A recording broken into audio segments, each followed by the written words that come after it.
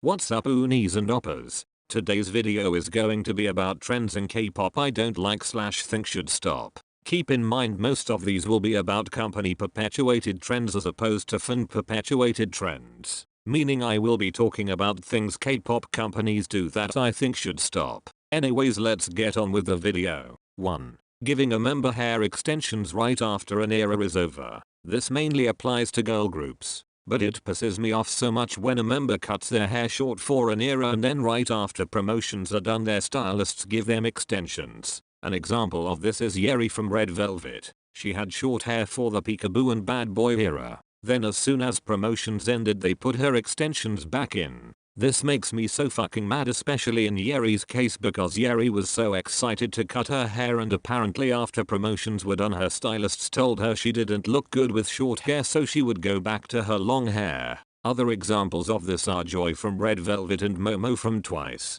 I don't understand why they let idols cut their hair if they are only going to let them appear with it for a month of performances. If an idol cuts their hair, it should be a permanent hairstyle with the occasional use of extensions. Short hair suits a lot of concepts and it's a wasted haircut if they aren't allowed to rock short hair for at least a couple of comebacks. 2.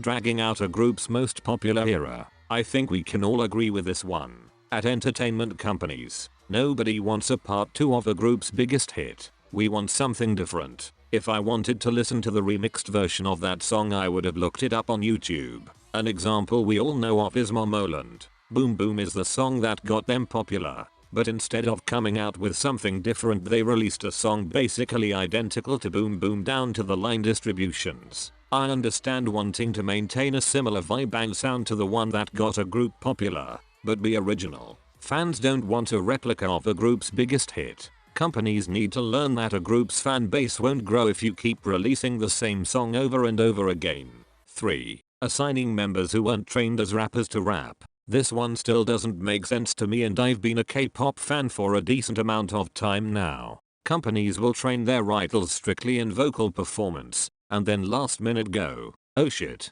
we need a rapper, and assigns the weakest vocalist of the group to rap, even if they aren't good at it. I don't understand why companies don't just make a group of just vocalists instead of assigning a member who sucks at rapping to be a rapper. Not all groups need a rap line. I'm perfectly fine listening to songs that don't have raps in them. It doesn't bother me at all. What does bother me is having a song ruined by a subpar rapper. Not every group needs a rapper, especially if all of the members in the group suck at rapping. 4. Changing hair colors every era. Now I know a lot of people are going to disagree with me on this, but I just don't get why groups have to change their hair colors every era. You can go from a cute concept to a dark concept without going from pink to black hair. I don't mind when members change their hair color, but excessive hair dyeing is just so unnecessary and a lot of times members will end up with hair colors that don't even match the concept of their comeback just because their company wanted to change their hair color. It's unnecessary and I hope it stops.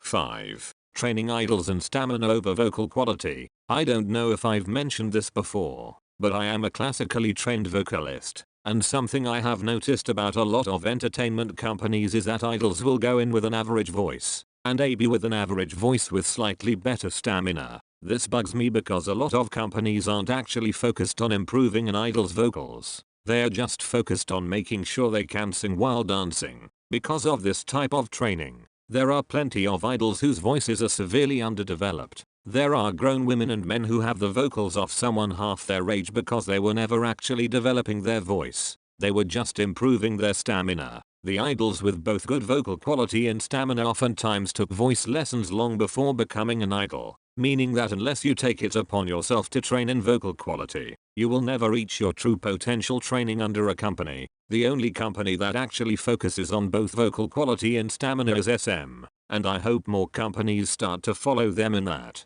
Because there's so many idols with the potential to be great singers but never reached that potential because they stopped working to develop their voice after they became a trainee. 6. Western collaborations. I have never and will never like this trend. Yes, some Western collaborations aren't horrible, but they are unnecessary and never end up being as huge of a hit as anticipated. A lot of the time the collab is just a remix of a song previously released by the group or the artist they are collabing with. I might appreciate collabs more if it seemed like they actually put effort into it and got proper promotions. 7. Companies deciding the visual. This is so pointless to me and one of the things I'll never understand about K-pop. I've already talked about how dumb the role of visual is, but since it exists, I don't understand why companies choose the visual from their group instead of letting the fans and general public decide. A lot of times companies mislabel the visual, and they are basically telling us that this member is the only one we should think is good looking, even though there are plenty of times where members who aren't the visual are prettier than the member who is. I feel like if the role of visual is going to exist, it should be decided by fans of the group.